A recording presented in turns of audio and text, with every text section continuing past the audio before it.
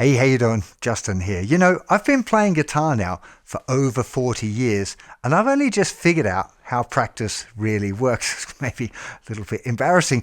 In this video, I'm going to share with you what I wish someone had told me when I was 15 years old and starting to take guitar a little bit more seriously. This won't be a long or complicated video, but it is really powerful, so try and stay with me. I know there's loads of distractions these days, probably all around me. This concept has the power to transform your guitar journey from hard work to pure joy. And the concept is as effective for beginners as it is for aspiring professionals. Now, my son kindly loaned me some Lego for this demonstration because I think it'll make the point super clear.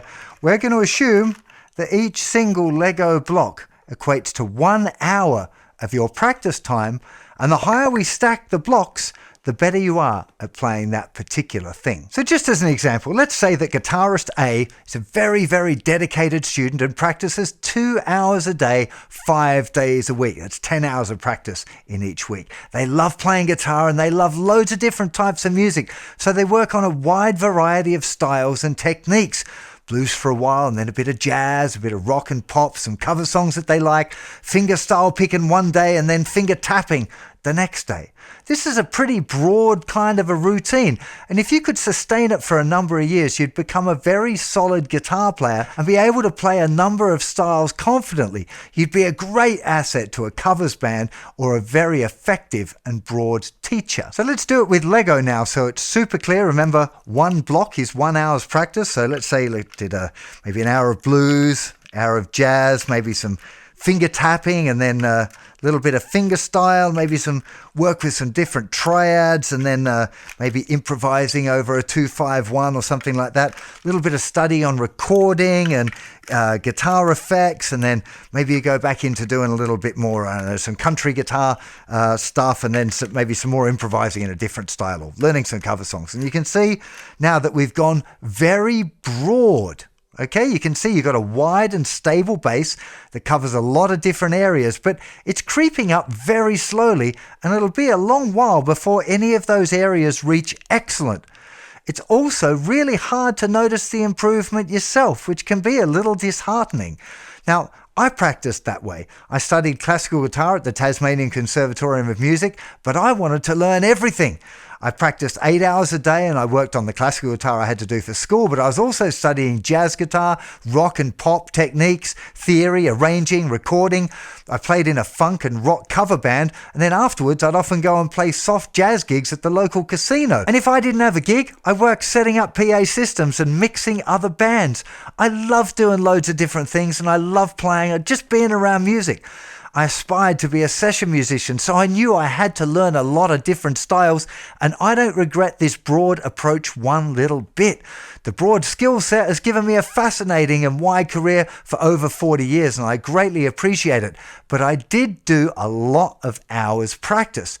And these days, I'm thinking that there's another approach that I suspect might be more enjoyable and more effective for both hobby players, and particularly important for aspiring professionals. Guitarist B, for example, he doesn't care anything else but the music he really loves. Let's say it's modern fingerstyle guitar.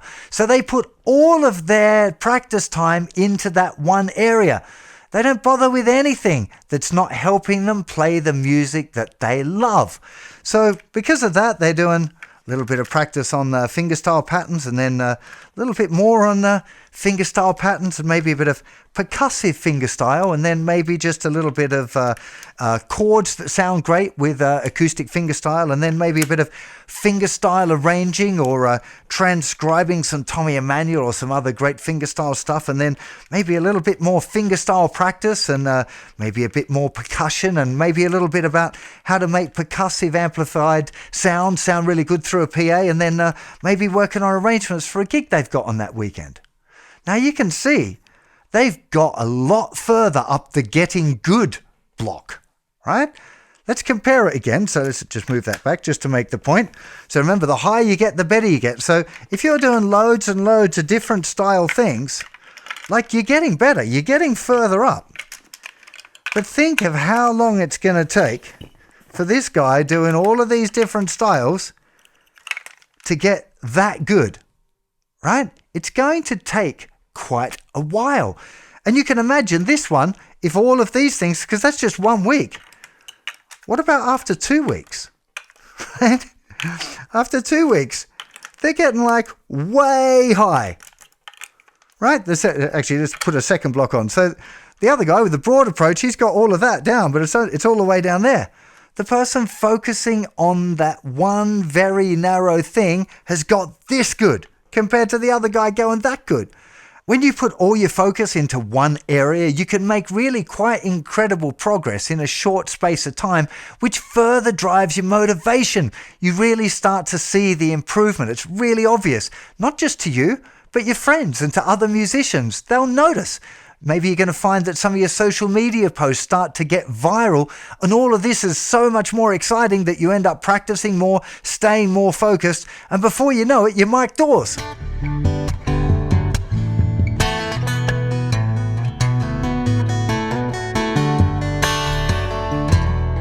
Well, the moral of this little story works on any style or any goal, in music and in life, I suspect. If you love blues and you do nothing but play blues and learn and study blues music, you're going to get really good at it, and much faster than the broad guitarist that plays blues but also plays a bit of jazz and a bit of country and a bit of rock and everything else. But is it better? Well, it depends, of course.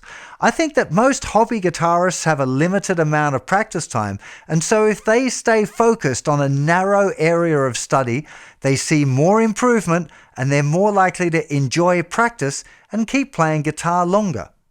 Now, anyone wanting to be a professional artist guitar player, as in a recording artist and not a session player, needs to find their focus and put everything they have into that. So should you only focus on what you're good at? It's a great question. The artist guitarist shouldn't waste time on things that don't feel good. If they find something unnatural and horribly difficult, they should ditch it and double down on the things they find easy and do well. The effect of this kind of practice is that they develop their own style, their own unique combination of strengths that is almost a caricature of their personality. Now, I had the pleasure of interviewing Steve Vai back in 2010, and he gave me a huge light bulb moment talking about his own approach, only focusing on his strengths and nurturing his passion. Listen to this. The important thing is to find what it is that excites you and disregard what anybody else is doing or saying and just go after that. That's what you're going to be the most successful at also. You know, people always say to me, well, you know, how do I get my music into the world and how do I sell it? And the answer that I give is find the thing that you're natural and really good at and then exaggerate it. I never worked on my weaknesses. I only worked on my strengths, and I exaggerate them. And that's how I get the particular voice that I have on the instrument. What a guy! His passion, individuality and discipline are all so inspiring. And when you combine that with a single narrow goal, you take your place with the guitar gods. Around that same time, I had a conversation with the incredible jazz fusion guitarist Scott Henderson, who was telling me that his legato technique developed because he didn't think he was great at picking and legato felt more natural.